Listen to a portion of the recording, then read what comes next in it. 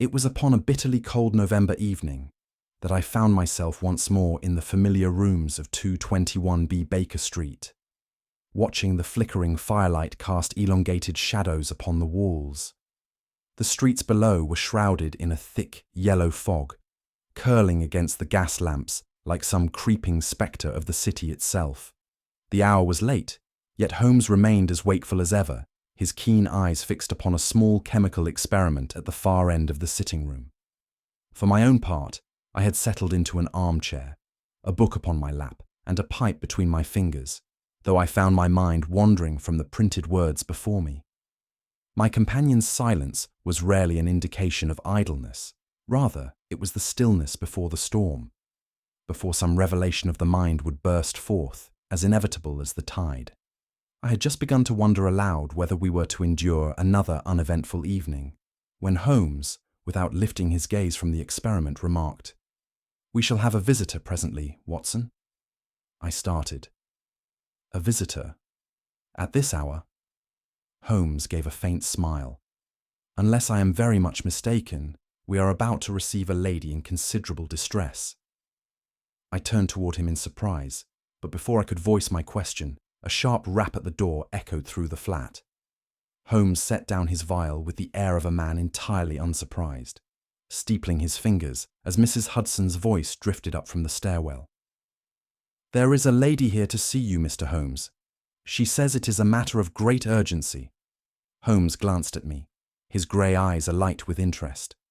"You see, Watson?" "Right on schedule." A moment later, Mrs. Hudson ushered in our late-night caller, and I found myself rising instinctively at the sight before me. The woman who entered was tall, elegantly dressed, and yet bore the unmistakable air of one deeply troubled. Her cloak, dark with damp from the fog outside, clung to her frame, and beneath its folds I caught the glint of fine jewellery upon her wrist. Her hands, clad in delicate gloves, trembled slightly as she removed her veil, revealing a pale and strikingly beautiful face. I beg your pardon for calling at such an hour," she began, her voice wavering. "But I did not know where else to turn." Holmes, who had studied her intently from the moment she entered, motioned for her to take a seat. "You have come a great distance," he remarked. The woman's eyes widened. "How could you possibly—" Holmes waved his hand dismissively. "Your hem is damp with mud, yet not the dark sludge of London streets, but a lighter earth. Surrey, I should think. And the urgency in your manner suggests that you have travelled without pause." The lady caught her breath, gripping the arms of her chair. "Yes," she admitted. "Yes, you are correct. My name is Eleanor Whitmore, and I have come to seek your help. My brother, Reginald Whitmore, has vanished without a trace. A case. A true mystery at last." I saw Holmes lean forward, his gaze sharpening like the glint of a blade. "Tell me everything, Miss Whitmore." Eleanor Whitmore sat upright in her chair, her gloved hands clasped tightly in her lap, as if steeling herself for the tale she was about to tell. Holmes, ever the picture of quiet concentration, regarded her with a piercing gaze, his fingertips pressed together before him. "My brother, Reginald Whitmore," she began, was a man of rigid habit and unshakable caution. He rarely entertained guests, distrusted the press, and took extraordinary precautions with his personal security. He resided at Whitmore Manor, an estate as impenetrable as a fortress, with guards stationed at every entrance, and an intricate system of locks and alarms of his own design. Holmes made a slight movement of interest, but remained silent, allowing her to continue. "2 nights ago he disappeared," she said, her voice faltering slightly. "Vanished, without a trace." She leaned forward, searching Holmes's face for a reaction. The house was locked from the inside, his study door bolted, his bed unslept in. Not a single window disturbed. The guards swore they saw no one leave, nor did they hear any sound of struggle. He was simply gone. Watson, accustomed to the bizarre, nonetheless found himself struggling with the impossibility of the case. "You are certain he did not merely slip away unnoticed?" She shook her head. "Impossible. His cloak, hat, and gloves remained in the hallway. He never left prepared for travel.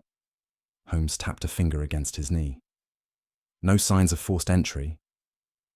None. The house was precisely as it had been. Holmes nodded thoughtfully. And yet, he is gone. Eleanor's voice dropped to a whisper. Something terrible has happened, Mr. Holmes. I feel it. My brother would never leave without word. And there is one thing more. She paused, her hands trembling. In his study, upon his desk, we found a letter, or rather, part of one. Holmes leaned forward slightly. A letter? She reached into her handbag, retrieving a folded sheet of paper, its edges ragged as if it had been torn in haste. It was the last thing he ever wrote. Holmes extended his hand. Let me see it. Eleanor passed the fragile page to Holmes, who unfolded it with great care, holding it close to the lamp's glow. Watson, craning his neck, could see only a few scrawled lines. I have uncovered something dangerous. If anything should happen to me, know that... The sentence ended abruptly, the final words lost to the cruel tear through the page. Watson exhaled slowly. He was interrupted. Holmes ignored the remark, his keen eyes scanning every detail of the paper. This was written in great haste, he murmured. The ink is darker at the start, fading toward the tear, suggesting a rapid movement of the pen, as if his hand trembled. His fingers brushed lightly over the surface. There. See how the strokes are deeper here, almost cutting into the paper. This tells us he was pressing down with great force. A sign of anxiety, even fear. Watson shifted uncomfortably. Then he knew something was coming. Holmes made no reply, but continued his study. The ink has partially dried, yet not entirely faded. This tells us that he wrote this shortly before his disappearance, likely within an hour or two. Eleanor shuddered. Then he was trying to warn someone, or leave behind a clue. Holmes folded the letter carefully, placing it on the table before them. He regarded Eleanor with an unreadable expression, his fingers drumming lightly against the chair's armrest. Miss Whitmore, he said at last, his voice quiet but firm. Tell me, who stood to gain the most from your brother's disappearance? The air in the room seemed to tighten, charged with the weight of Holmes's question. Eleanor's lips parted, but no immediate answer came. I don't know, she said at last, though the hesitation in her voice was unmistakable. Holmes studied her closely. Think carefully, Miss Whitmore. A man does not disappear without cause. Someone, somewhere, has benefited from his absence. Eleanor's hands twisted in her lap. Reginald had few friends. He trusted no one. His wealth was vast, but he guarded it jealously. I cannot imagine... She stopped abruptly. Holmes tilted his head. You hesitate. Her throat bobbed as she swallowed. It is only that recently he had been reviewing his will. He mentioned alterations. Watson exchanged a glance with Holmes. And those alterations, Miss Whitmore? She inhaled sharply. I do not know the details, but I do know that I was no longer included. A long silence followed. Then Holmes, quite suddenly, smiled. My dear Watson, he said lightly, it appears this mystery is beginning to unravel. The morning was grey and sullen as we set forth from 221B Baker Street, the mist clinging to the cobbled streets in thick, swirling tendrils. I had long since ceased to question the instincts of my companion, for experience had taught me that where others saw confusion, Sherlock Holmes perceived pattern. Yet, as we rattled through the streets of London in our hired carriage, I could not help but note his unusual silence. Holmes sat opposite me, his long fingers steepled beneath his chin, his gaze fixed upon the shifting fog beyond the window. I knew better than to disturb him in such a state. This was the mark of a mind in motion, sifting through the fragments of our case, drawing unseen connections between them. At last, as we left the city behind, and the open country stretched before us, he spoke. "Tell me, Watson," he murmured, his eyes still on the horizon. "What is the most difficult type of disappearance?" I considered the question. One without motive, I should think. If a man has no enemies and no reason to vanish, his absence becomes all the more inexplicable. Holmes nodded. Precisely. And yet I would argue that the most perplexing vanishings are those in which the individual is not absent at all. I started. Not absent? Before he could elaborate, the carriage slowed, and Whitmore Manor loomed into view. A towering estate of grey stone, its facade was austere, its iron gates standing like silent sentinels against the world. A cluster of servants lingered near the entrance, their faces watchful. Holmes leaned forward slightly. "And so, my dear Watson," he murmured, "the game begins." We were met at the entrance by a man of precise bearing and controlled composure, Alfred Lennox, personal secretary to the missing Reginald Whitmore. His attire was immaculate, his demeanour carefully measured, and yet I could not help but feel that his courtesy was calculated rather than sincere. "Mr. Holmes, Dr. Watson," he greeted us smoothly. "Mr. Whitmore's disappearance has left us all quite shaken. I trust you will find an explanation where the authorities have failed."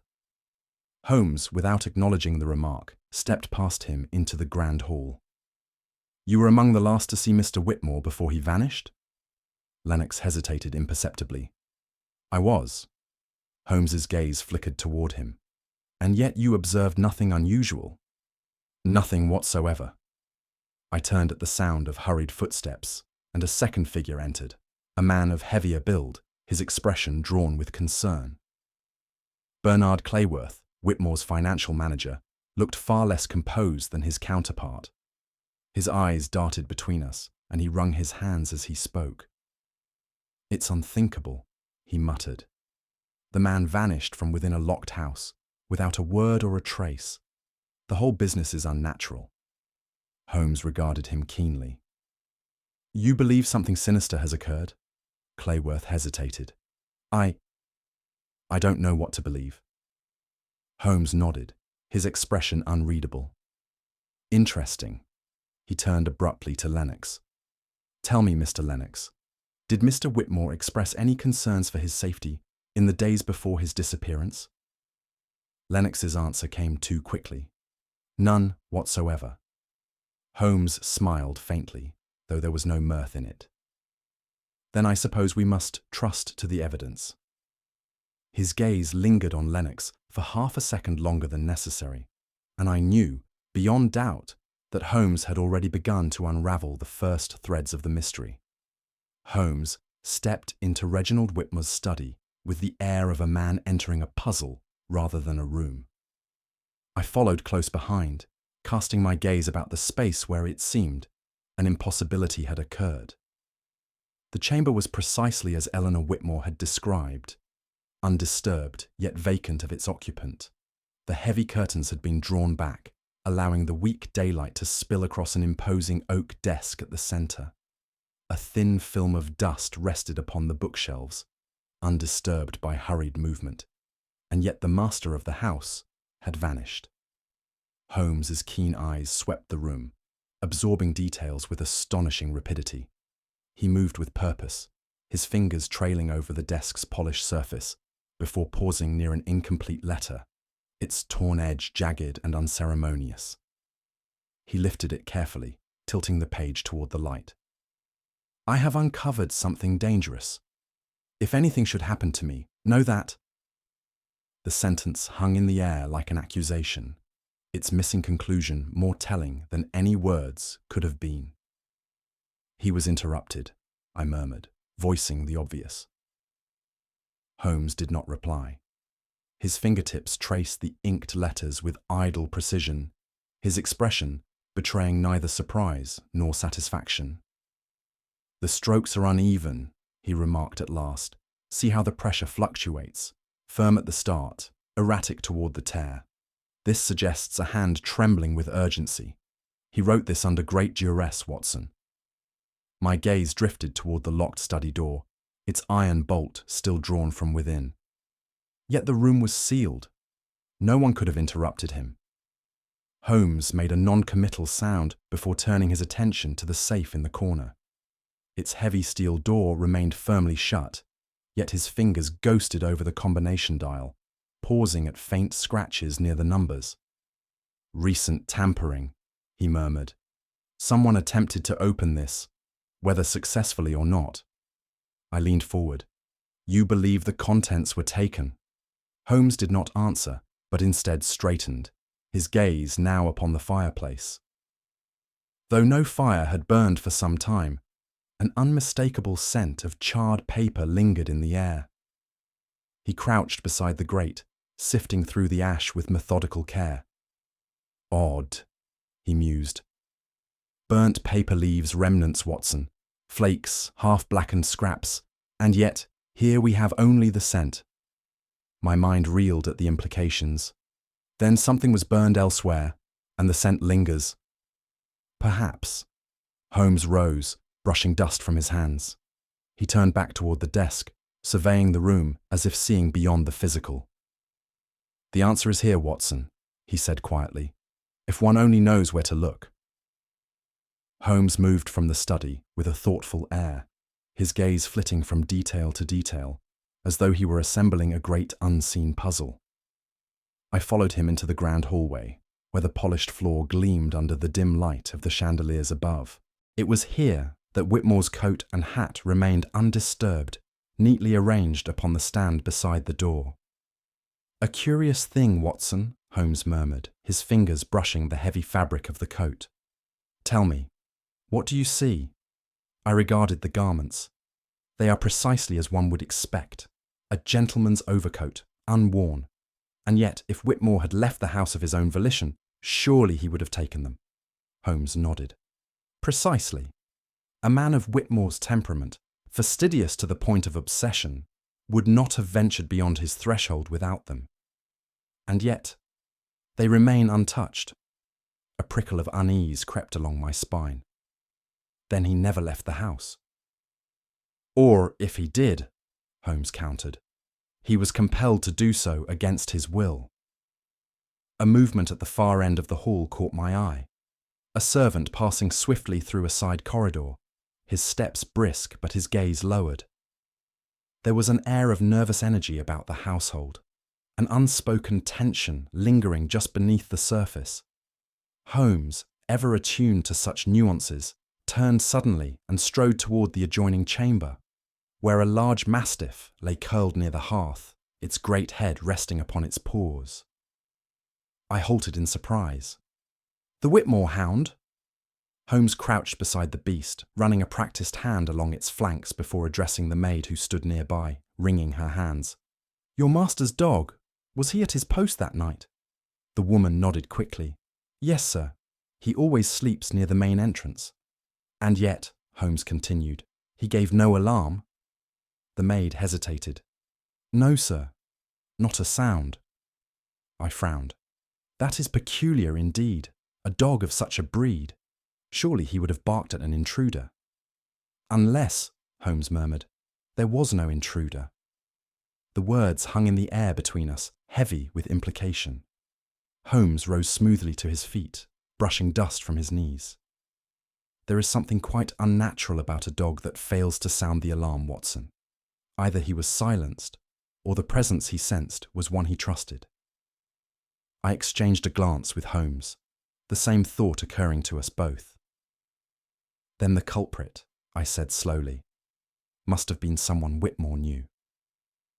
Holmes merely smiled.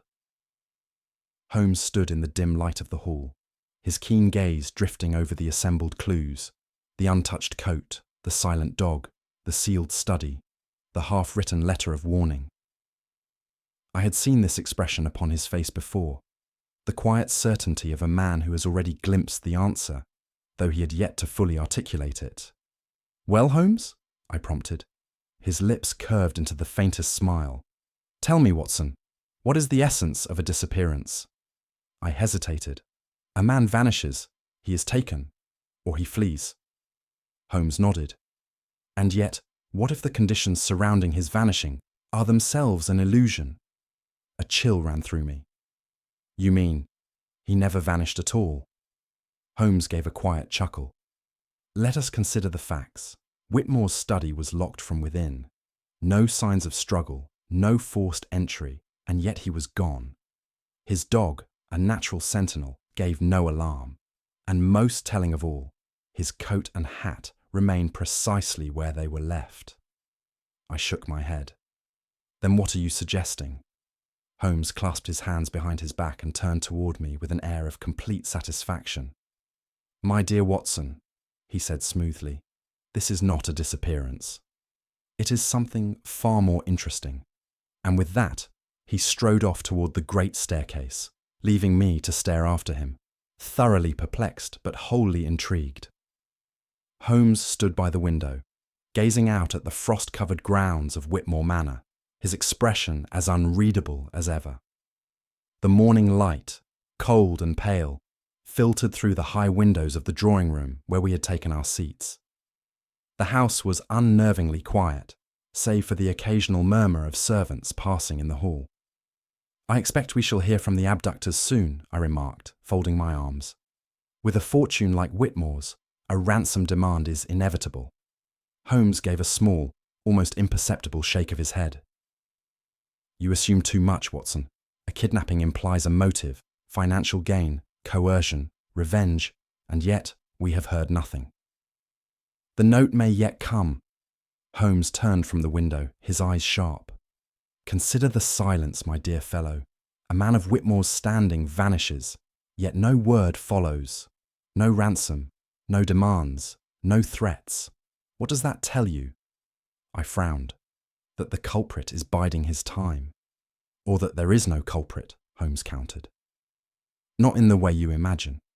I hesitated, feeling the first stirrings of doubt. Then what do you suspect? Holmes walked to the desk where Whitmore's half-written letter still lay. His fingers hovered over the torn edges. A man in fear for his life does not arrange his own abduction, he murmured. And yet, every element of this case suggests deliberate misdirection. The thought unsettled me. Then what do you propose? Holmes straightened, his gaze distant.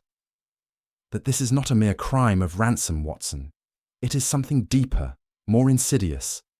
There is a design at work here, a scheme with no intention of revealing itself to the world. His words left an eerie silence in their wake, one that settled deep into my bones. Holmes had spoken little since our conversation that morning, his mind occupied by unseen calculations. It was not until we returned to London that he addressed me again, this time with purpose. We must examine Whitmore's financial records, he said as we stepped into a hansom cab. There is something there. I am certain of it. Our inquiries led us to Whitmore's solicitor, an elderly man by the name of Mr. Harrington, who received us in his dimly lit office. He listened with polite interest as Holmes laid out our request, then leaned back in his chair with a measured sigh. A curious matter indeed, Harrington mused. I can tell you this. Mr. Whitmore recently amended his will. A most unusual revision, if I may say so. Holmes's expression did not change. In what manner was it altered? Harrington hesitated. His sister, Miss Eleanor Whitmore, was entirely removed from the inheritance. The estate was to pass instead to a single beneficiary. I started. And who is that? That, Harrington admitted. I cannot say. The final draft of the will is missing. It was never filed in my office. A chill ran through me. Then someone may have taken it. Someone who wished to conceal its contents. Holmes tapped a thoughtful finger against his knee. And yet, the fact that it was altered at all is revealing. Why disinherit Miss Whitmore? A man does not cast away his only family without cause. Harrington sighed. There was tension between them in recent months. I understand that Mr. Whitmore had accused his sister of betrayal, though of what nature, I do not know. The words lingered in my mind, long after we had taken our leave. As we rode back to Baker Street, I turned to Holmes.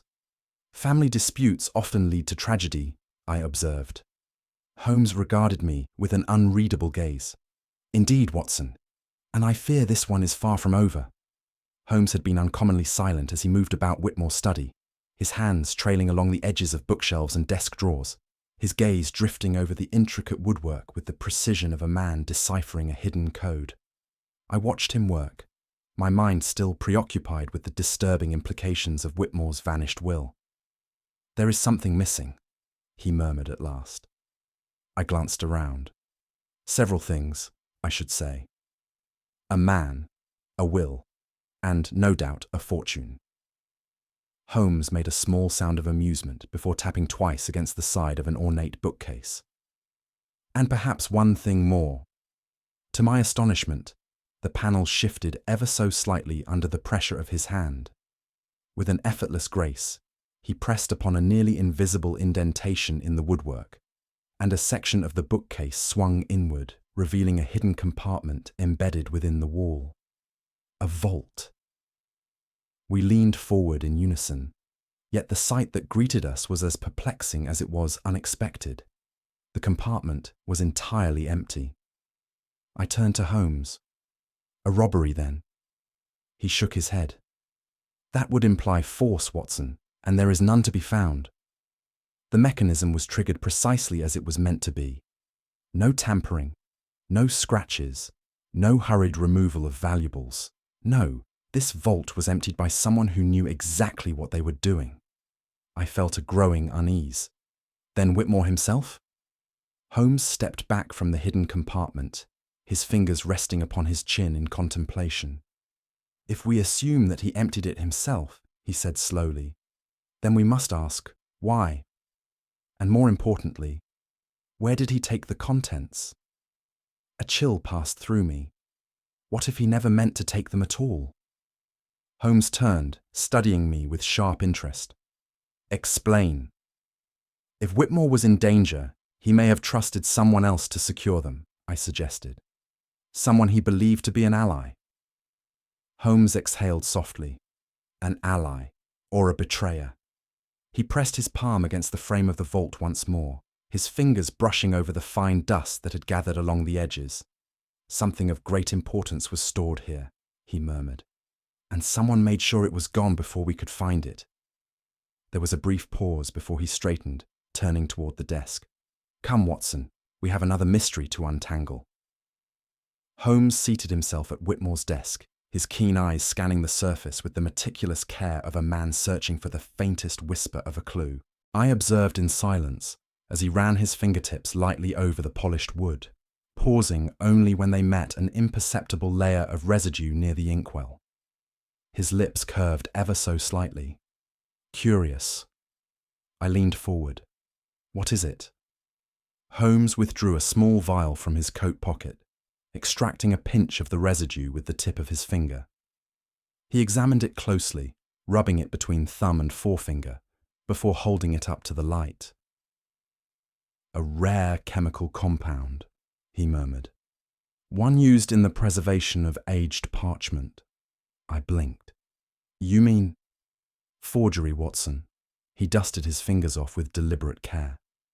"This compound is used in the fabrication of antique documents, a method by which one might artificially age paper to appear decades older than it truly is."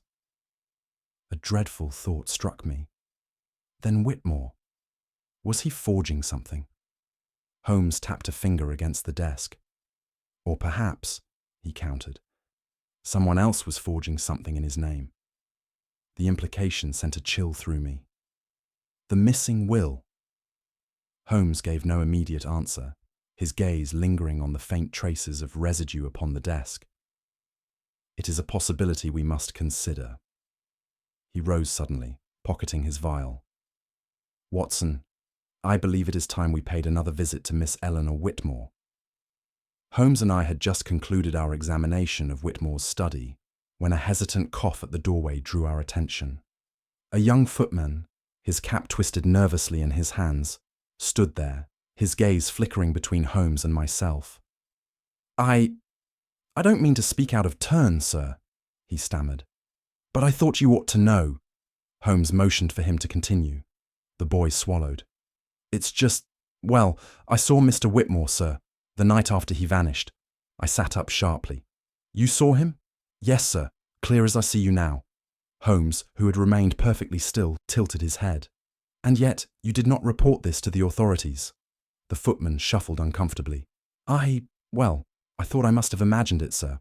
Or else, if he was back, it weren't my place to say. But now with you asking questions, I can't stop thinking about it." Holmes steepled his fingers. "Describe exactly what you saw." The footman nodded. "It was late, sir, after midnight.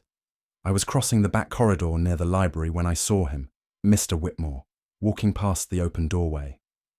"But—" He hesitated. "But?" Holmes prompted. The boy's voice dropped to a whisper. "He was strange, sir.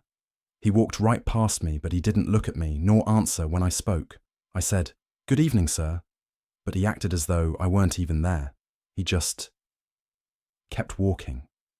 A chill ran through me. Then it might not have been Whitmore at all. The footman's grip on his cap tightened. "I swear it was him, sir. Same clothes, same height, same face. But there was something wrong about him." Holmes had not moved, but his voice, when he spoke, was sharp and precise. "Where exactly did you see him? And was he alone?" The boy nodded, his voice barely above a whisper. "He was alone, sir, and he was heading toward the west wing." Holmes exchanged a glance with me. "Curious," he murmured. "Very curious indeed." We had little time to dwell on the footman's account, for scarcely an hour later, Holmes received word from Scotland Yard.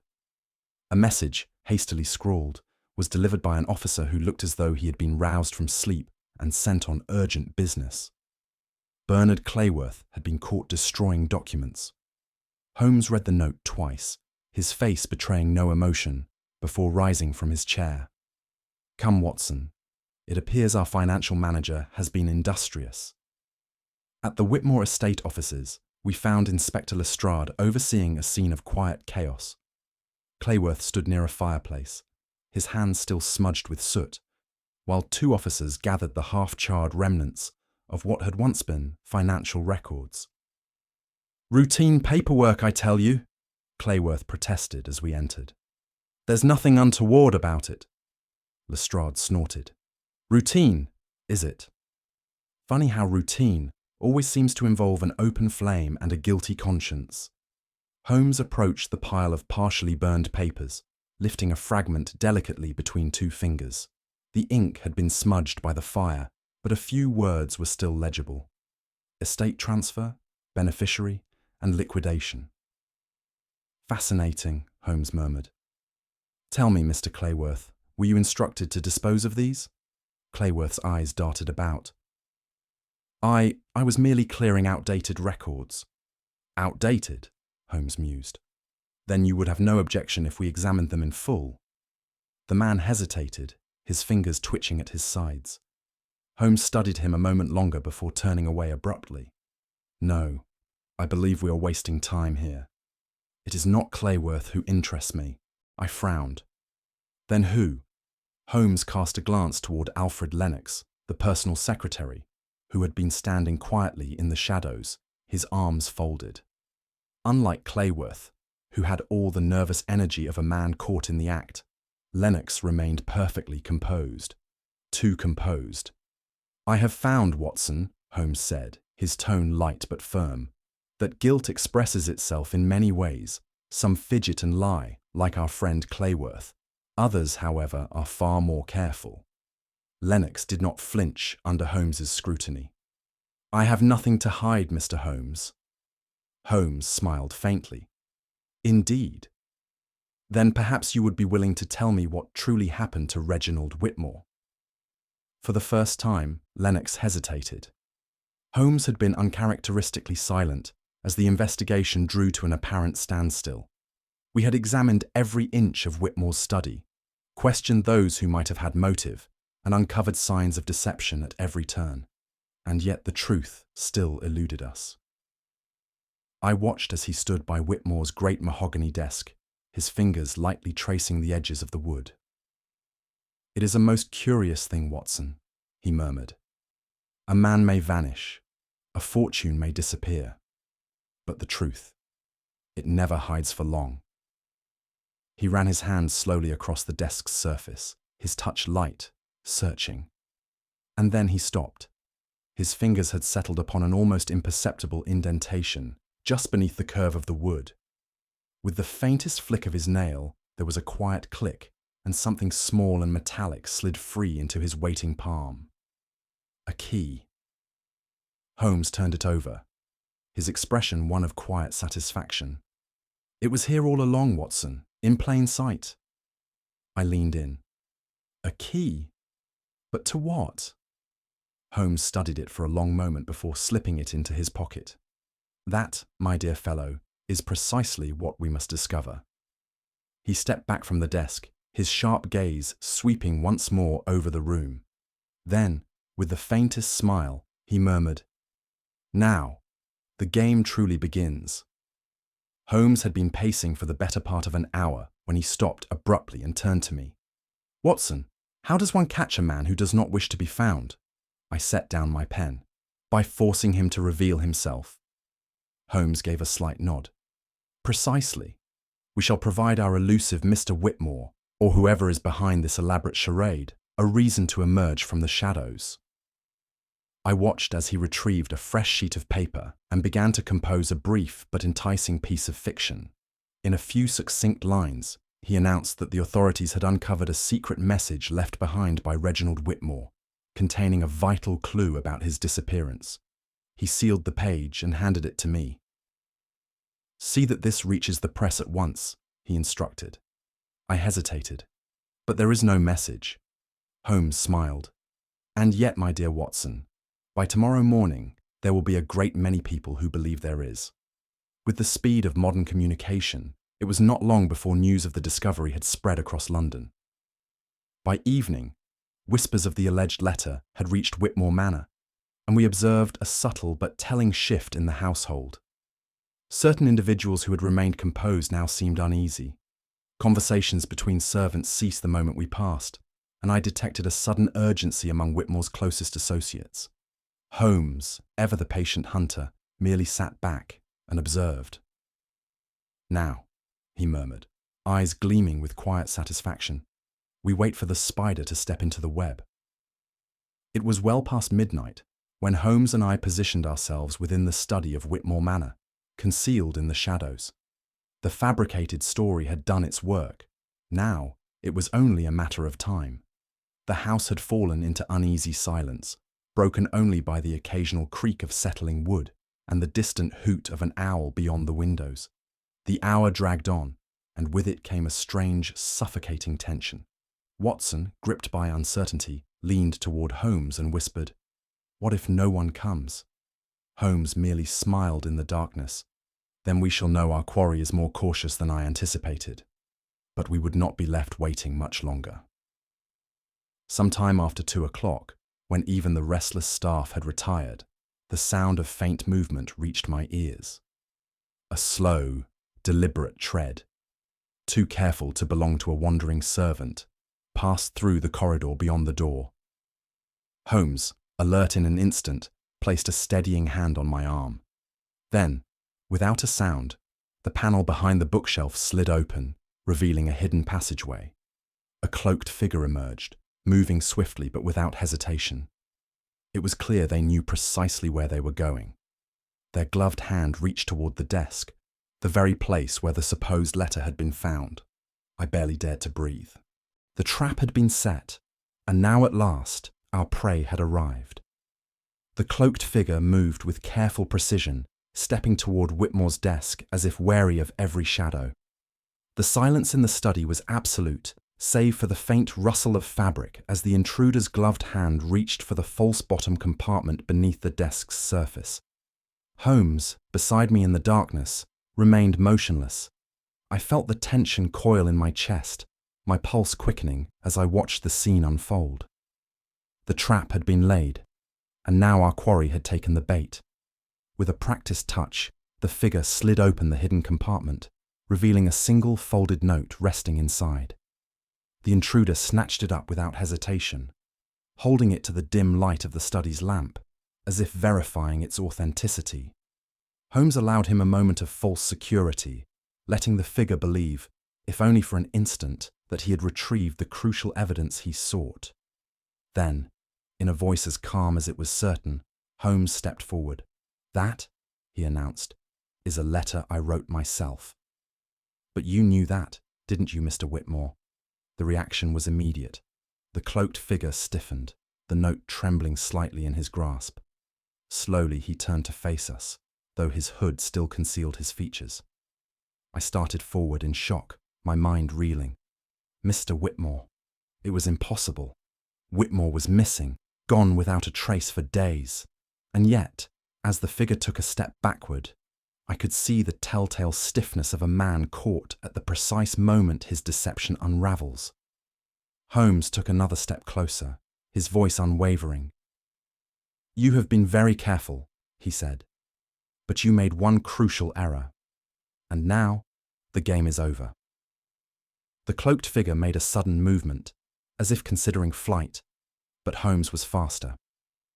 With one swift motion, he reached forward and seized the edge of the hood, pulling it back to reveal the intruder's face. Reginald Whitmore stood before us. I gasped aloud. It was unmistakably him. The same high forehead, the sharp, intelligent eyes, though now clouded with a mixture of fear and fury. His skin was pale, as though he had not seen the sun in days, and a thin layer of sweat glistened at his temples. My mind reeled. Whitmore had never left the manor. Holmes, however, looked neither surprised nor triumphant, only satisfied, as if confirming a truth he had long suspected. "You orchestrated your own disappearance," he said smoothly, "but you made one crucial error." Whitmore's hands clenched into fists. "And what error was that, Mr. Holmes?" He spat. Holmes gestured toward the silent hound, still curled in its accustomed place by the door. "Your dog never barked. That told me all I needed to know." I felt a rush of realization. The dog had remained silent that night because it had recognized the presence in the house. There had been no intruder, only Whitmore himself, moving through the shadows. Whitmore's expression twisted into something unreadable.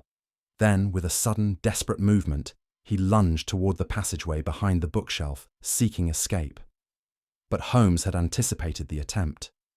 From the corridor outside came the sound of heavy footsteps, and a voice rang out. Inspector Lestrade and his men, waiting just beyond the door. The game was over. Reginald Whitmore had nowhere left to run. Whitmore stood motionless, his chest rising and falling with quick, shallow breaths.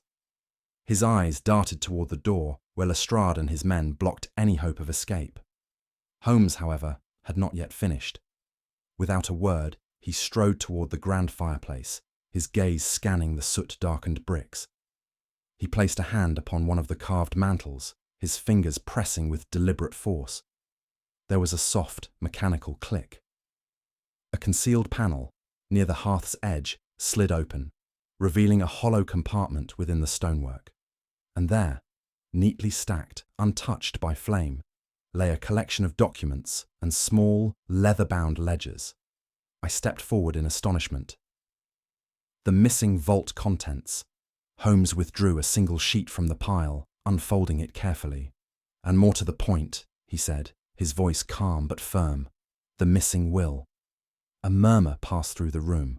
The document bore Whitmore's signature, but the ink was fresher than it should have been. Holmes tapped the paper lightly. "A forgery," he announced, "altered to benefit." He paused, turning his sharp gaze to Whitmore. "Well, that is a question, is it not?" Whitmore's expression was carefully guarded, but Holmes merely shook his head. "Did you truly believe," he said softly, "that a bit of burnt paper would hide your crime?" The silence that followed was damning. Holmes held the forged will aloft, and in that moment, Reginald Whitmore's elaborate deception lay in ruins at his feet. With Reginald Whitmore in custody, the weight of the case should have lifted from my mind, and yet I found myself seated across from Holmes in our familiar quarters at 221B Baker Street, still struggling to grasp the audacity of what had transpired. "I must admit, Holmes," I said at last, shaking my head, "I was convinced, beyond all doubt, that Whitmore had been abducted." Holmes, reclining in his chair with a satisfied air, merely smiled. And yet, Watson, had that been the case, we would have received a ransom demand within hours of his disappearance. You saw the same facts as I did. Yes, I muttered, but I failed to see their meaning. Holmes exhaled lightly. The great difficulty with this case was not its complexity, but rather its deliberate simplicity. Whitmore ensured that every clue pointed toward a false conclusion. He staged his vanishing act with the precision of a master illusionist, knowing that a locked-room mystery would drive all inquiries in the wrong direction. I frowned. But to what end? Holmes steepled his fingers. Had he truly disappeared, his estate, along with its forged will, would have passed to his unknown accomplice. Had we been any slower in unravelling the truth, Whitmore might have re-emerged months later under a new identity, his fortune secure. I sat back, exhaling slowly. And yet, in all of this, you saw the deception from the start. Holmes inclined his head. There were many clues, Watson, but one in particular made a genuine abduction impossible. I furrowed my brow. And what was that? Holmes took a slow draw from his pipe, his sharp gaze fixed upon me. The dog, he said simply. I stared at him. The dog. Holmes nodded. A man like Reginald Whitmore, with no shortage of enemies, does not rely solely on locks and iron gates. He kept, as you recall, a large and highly protective mastiff, trained to sound the alarm at the first sign of intrusion. Yes, I admitted. And yet, on the night he vanished, the dog remained silent. Holmes leaned forward slightly. Exactly, Watson. And why did no one hear so much as a growl? I frowned. Perhaps the dog was asleep. Holmes chuckled. A mastiff trained to guard its master. Hardly. The answer is far simpler. The dog did not bark because there was no stranger in the house. A chill passed through me, because the so-called intruder was Whitmore himself. Holmes gave an approving nod. Indeed. Had a genuine abduction occurred, the dog would have raised a terrible alarm. Instead, Whitmore moved freely through his own house, taking care to be seen only by those who would not question his presence. I shook my head, still struggling with the sheer boldness of it. And yet, I never thought to question it. Holmes smiled. That, my dear Watson, is precisely why it was such an effective deception. I leaned forward, my mind still racing through the tangled web of deception Whitmore had woven. But Holmes, you remarked upon the scent of burnt paper in the fireplace. And yet, there were no visible remnants of anything that had been burned. Holmes gave a slow nod. Precisely, Watson. That was our first indication that we were dealing not with an abduction, but with a carefully calculated vanishing act. I frowned. But why burn anything at all? Holmes settled back into his chair. Consider Whitmore's position. He had built his fortune upon a foundation that was, I suspect, far less stable than it appeared. Certain records, certain documents, perhaps a will, perhaps fraudulent transactions, could not be allowed to exist. So, before he disappeared, he made sure to erase the evidence that could have condemned him. I exhaled slowly. And yet, if he meant to destroy them completely, why did he fail? Holmes smiled. Because, my dear Watson, even a careful man can make mistakes. He assumed that the absence of physical remains meant his task had been completed. What he overlooked was the lingering scent of his crime. I shook my head in astonishment. So, the burnt paper was proof not of an abductor trying to cover their tracks, but of Whitmore himself, cleansing his past before stepping into the shadows. Holmes tapped a finger against the arm of his chair.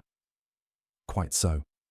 He believed that with the right details erased, he could vanish, unburdened by his past. For a long moment I sat in silence, reflecting upon the audacity of the scheme. Whitmore had gambled everything on his ability to outthink the world, and yet in the end, he had been undone by something as simple as the memory of fire. Holmes turned his attention back to the hidden vault behind Whitmore's bookshelf, his gaze lingering upon the empty compartment. A curious thing, is it not, Watson? A vault with no contents, and yet far more revealing than if it had been full. I frowned. How so? Holmes gestured toward the open space within. What does one store in such a place? Not land deeds nor ledgers, which would be safer with a solicitor. No, my dear fellow. This was a vault designed for transportable wealth, items that could be removed at a moment's notice. My mind raced. Jewels? Holmes shook his head. Something far less conspicuous, yet far more valuable. I would wager this vault contained insurance bonds, bearer shares, and other untraceable assets, small enough to fit in a pocket, yet worth a fortune. The realization struck me. Then Whitmore emptied the vault before he vanished. Holmes inclined his head. Precisely. He ensured that when the world believed him kidnapped, he would not only be free, but also immensely wealthy. A deep silence fell between us as the weight of the revelation settled upon my mind. Whitmore had designed not an escape, but a rebirth, stripping away his past and preparing to step into a new life under a new identity.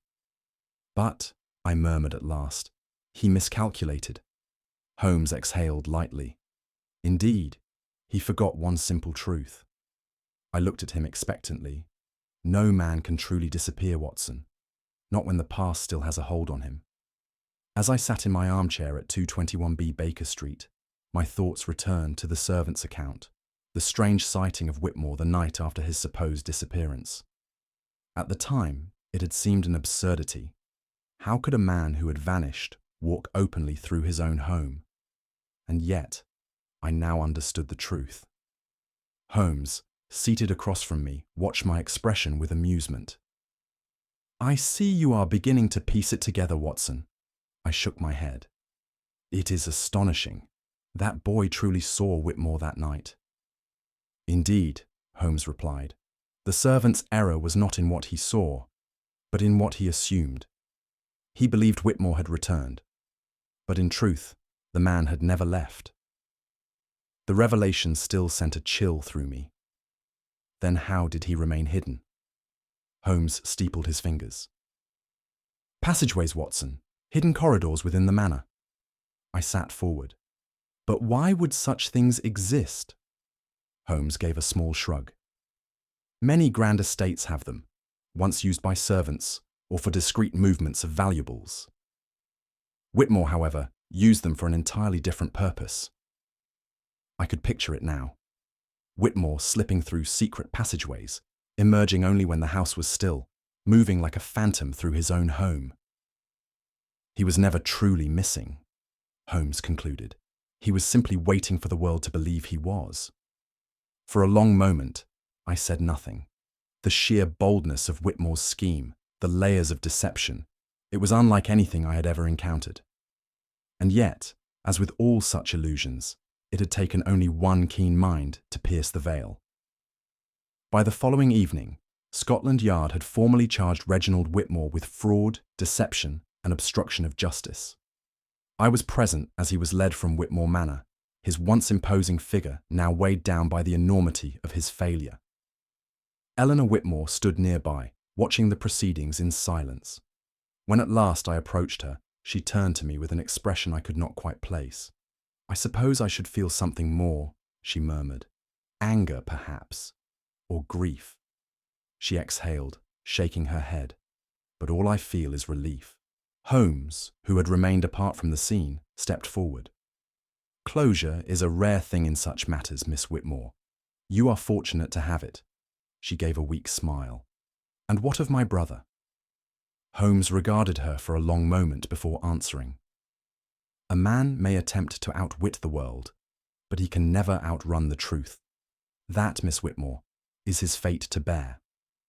Later that night, as we sat once more in the warmth of Baker Street, I found myself reflecting upon the case. It was, without doubt, one of the most extraordinary mysteries we had ever unravelled, a deception so audacious, yet undone by the smallest details. Holmes, lighting his pipe, regarded me with his usual composure. A remarkable case, I mused. Holmes exhaled a thin stream of smoke. A man can disappear, Watson, he said quietly, but the truth never does. Holmes sat back in his chair at 221B Baker Street, the soft glow of the fire casting flickering shadows along the walls. He had spoken little since Whitmore's arrest, his mind no doubt turning over the finer intricacies of the case. "You saw through it from the very beginning," I remarked at last. "The locked room, the missing fortune, the silent dog, it was all a ruse, and yet I cannot help but marvel at the boldness of it. Had he succeeded, he might have walked away from his past without a trace." Holmes gave a quiet chuckle. "No trace, Watson. That was where Whitmore miscalculated." He tapped his fingers lightly against the arm of his chair. "A man may change his name, his fortune, even his face, but he cannot erase the details that betray him, the habits of a lifetime, the missteps of a hurried deception. They linger like footprints in the snow." I nodded thoughtfully, and in the end, it was the smallest things that gave him away. "Precisely," Holmes murmured. He exhaled a thin stream of smoke before adding, almost to himself, "Disappearance is never truly possible, Watson. It is only a matter of knowing where to look." Whitmore nearly succeeded in vanishing without a trace, yet Holmes uncovered his deception through the smallest of clues. But what do you think was his greatest mistake? Was it the burnt paper, the silent dog, or something else entirely? Share your thoughts in the comments below. If you enjoyed this Sherlock Holmes mystery, subscribe for more thrilling cases, and don't forget to share this story with fellow mystery lovers. After all, as Holmes himself would say, the game is always afoot, always